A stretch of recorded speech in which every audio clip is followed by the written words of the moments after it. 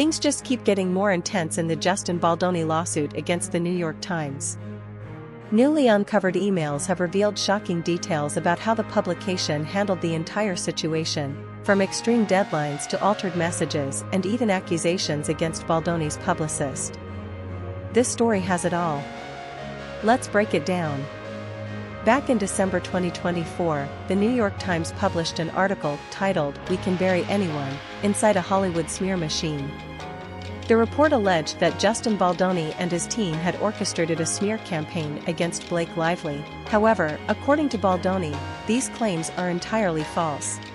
But according to this New York Times article that includes screenshots, emails from Justin and his PR crisis team, it seems they use those things to their advantage to try and bury this other story of how Justin was on set. Because according to the complaint, her filing includes excerpts from thousands of pages of text messages and emails that she obtained through a subpoena. These and other documents were reviewed by the New York Times. He wants to feel like she can be buried, a publicist working with the studio and Mr. Baldoni wrote in an August 2nd message to the crisis management expert Melissa Nathan. "You know we can bury anyone," Miss Nathan wrote. In the following weeks, Miss Nathan, whose clients have included Johnny Depp and rapper Drake and Travis Scott, went hard at the press, pushing to prevent stories about Mr. Baldoni's behavior and reinforce negative ones about Miss Lively. The text messages show Jed Wallace, a self-described hired gun, led a digital strategy that included boosting social media posts that could help their cause. And I just want to say that the New York Times did make the full complaint public, so if you want to read through the entire complaint and see all of these screenshots yourself, it is there for your public viewing in case anybody wants to second guess whether this is real or what the heck. Not only did Baldoni deny these allegations, but he also took things a step further. He filed a $250 million defamation lawsuit against the New York Times. That's right, $250 million. NBC News legal analyst Danny Ceballos for more on this. Danny, good morning. Thanks for being here. Quite a talker. Let's start with Baldoni's lawsuit against the New York Times. The Times, as Liz just pointed out there, has said they're going to vigorously defend their reporting. Walk us through what each side would need to prove here. Baldoni and the other plaintiffs need to prove that the Times made false statements and that they either knew the statements were false or recklessly disregarded the falsity of those statements. Basically, it's like the proverbial ostrich sticking their head in the sand and ignoring facts that would have led them to publish something different. And that, in addition, they need to show damages. This is why defamation is one of those things that everybody always talks about, but really not often do lawyers find a defamation case interesting enough or appealing enough to actually file. And it's because proving damages, you need to show that the false statements actually caused you professional harm. That's really difficult to do, but in the case of actors, there is a case to be made that, hey, I got this bad press, and then I missed out on this movie, and this movie would have netted me $10 million. A similar theory in, say, the Johnny Depp Amber Heard defamation cases. So you are seeing a trend where in Hollywood, defamation has a unique set of facts where it actually is worth it to file suit. As we saw there, it looks like Baldoni does plan to sue Lively. For her part, a couple days ago, she filed a suit against him, accusing him of sexual harassment and retaliation. That suit filed in New York. So if Baldoni's lawyers do file a suit against Lively, what happens? Do these get coupled together into sort of one case? Do they go on separate tracks? Explain what happens. They could. There are procedural rules that allow for consolidation of cases. I actually think maybe the New York Times lawsuit could remain. Baldoni wasn't playing around. His attorney, Brian Fredman, made it clear that they had evidence to support their claims. In fact, Fredman even stated that he would release text messages to the public to prove that some of the messages included in the New York Times report were edited, and that they originally... Hey guys, good morning. Well, Justin Baldoni's attorney, Brian Friedman, tells me they're not done taking legal action following their lawsuit against the New York Times, adding that he plans to release even more text messages between the co-stars. Friedman insists the truth is in those documents and that Blake Lively is the one who used her power and influence to take control of the film. Lively's team, though, they're saying they're going to defend her accusations in court. For the first time, the lawyer for Justin Baldoni is speaking out, saying the actor's libel suit against the New York Times will not be the last lawsuit in his client's legal battle with co-star Blake Lively. Do you plan to sue Blake Lively? Absolutely. You will? Yes. And what will you allege in that suit? Well, we're working on it now. Brian Friedman firing back at Lively's bombshell lawsuit, alleging she was subjected to sexually inappropriate behavior on the set of the film It Ends With Us, which Baldoni also directed. But just how likely is it that Baldoni will actually win this lawsuit? According to legal expert Kevin Goldberg, this will be an extremely difficult case to win. Defamation lawsuits, especially against major news organizations, are notoriously hard to prove. A lawsuit by Justin Baldoni against the New York Times alleging 4 different counts: defamation, false light invasion of privacy, promissory fraud, and breach of implied contract. And it is a 90-page complaint with a lot of factual allegations in there. We can talk about why they might be in there or what that means. But really what we are seeing here is a different way of having your back and forth, your conflict play out in courts. Let's talk about what is in those almost 90 pages there. When you're looking at that, when you're seeing different text messages, different facts, different claims, what sticks out to you? And does he have a strong case against the New York Times? Well, it is a lot of factual recitation and probably 2/3 to 3/4 facts, and then they get to sort of the legal claims at the end. And what we have to understand here is anytime a public figure, that's what the law calls a celebrity in these defamation cases, and that would include not only Justin Baldoni, but I think his production company, Wayfair Productions, as well as the PR people and others that are joining him as plaintiffs in this lawsuit. Anytime that these public figures bring a defamation lawsuit, they have a really high bar to overcome. They have to show a number of things, and the burden is on them to show all these things, that the Times had made a materially and substantially false assertion of fact about them that was published with something called actual malice and that caused actual. And it looks like the New York Times is already fighting back. The publication has filed a motion to dismiss the lawsuit, arguing that its reporting was both accurate and fair. New York Times filed a motion on Friday to dismiss a federal defamation lawsuit filed by actor Justin Baldoni in response to the paper's December article about his troubles on set with his It Ends With Us co-star Blake Lively. The article detailed Lively's sexual harassment complaint filed with the state of California, as well as some internal communications among Baldoni's team about his co-star. In the new filing, attorneys for the Times claim that the paper is protected by fair report privilege. Now, that's something that safeguards outlets from libel when reporting on official documents like legal filings, also noting that the article included a response from Baldoni's legal. But now, things have taken another shocking turn. Newly uncovered emails related to the lawsuit raise serious questions about the New York Times handling of the situation. According to these emails, the publication gave Justin Baldoni only 1 day to respond to a long list of accusations that had been compiled over 2 months. That's right, they spent 2 months building their case and then expected Baldoni and his legal team to respond in less than a day. So here's the email from Megan Toohey from Friday, December 20th. Winter solstice, the shortest night of the year, or I should say shortest day of the year, longest night of the year. Urgent questions from New York Times. Mr. Baldoni, we are reporting, and by the way, we will show the parts of this email that are in bad faith. Mr. Baldoni, we are reporting about a crisis communication operation conducted on behalf of you, Jamie Heath and Wayfair Studios, to protect your reputations and harm Blake Lively's, as described in a legal complaint filed today. Now, the question is, so the legal complaint was filed and they already have so it feels to me like they're trying to make this look like they didn't have the information ahead of time, which we damn well know the metadata shows they were working on this, back in October. But what's interesting is they say not only is it protecting his image, but harming Blake Lively's, and that's what the whole case is going to be. Was he trying to harm Blake, or was he trying to just protect himself?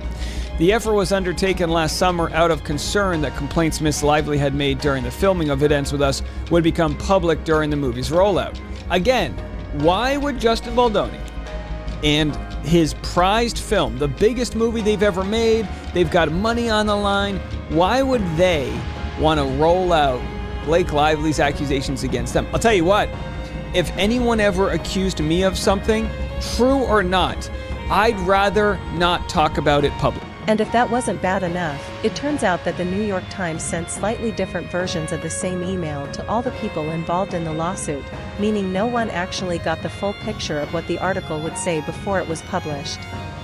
Due to the insanely tight deadline, Baldoni's team was only able to send a brief response before the article went live. This raises a serious ethical question. Was the New York Times deliberately limiting Baldoni's ability to defend himself? Gave them until noon the next day, which, by the way, emailing people on a Friday night and say by noon on this Saturday tomorrow you better respond and tell me everything you want to say, like, that's ridiculous to me. So like I said, she sent just slightly different variations of this email to all the parties. This was the one to Justin, so I'll just read to you some of the tiny different details. During shooting, Ms. Lively brought complaints to you and Mr. Heath about alleged sexual and other inappropriate conduct. She claimed you had improvised unwanted kissing with her and discussed your sex life, including encounters in which you may not have received consent. She claimed that Mr. Heath had shown her a video of his wife naked and that he watched her in her trailer when she was topless and having body makeup removed, despite her asking him to look away. She alleged that throughout filming, you and Mr. Heath invaded Ms. Lively's privacy by entering her makeup trailer uninvited while she was undressed, including when she was breastfeeding her infant child. And we know that's not true, because she invited him in the trailer. Miss Lively had expressed concerns about you from the beginning. Before shooting, she objected to some sex scenes you wanted to add that she considered gratuitous. With the support of Sony, the film's distributor, she made her own cut of the movie, bringing in editors and a composer, and adding in a Taylor Swift song. Wayfair and Sony went with Miss Lively's cut, and she got a producer credit. Before the release of the film, Colleen Hoover, Miss Lively and other cast members, informed Sony and Wayfair that they would not do any publicity appearances alongside you during the rollout of the film. Miss Hoover had experienced frustrations with you and became upset when you told her about Miss Lively's allegations at a dinner last spring. You worried that the unfollow situation is what everyone is pointing at, seemingly that something is much bigger under the surface. As why would they all unfollow? And a member of the PR operation responded, we flagged to Jed and his team as well. Sales of her hair care line plummeted. Here's where things get even wilder. The New York Times initially claimed that they had reviewed all the documents used in their reporting, but now, it has been revealed that many of the text messages included in the article were edited before publication. This revelation came from Baldoni and his team, and it's a huge deal.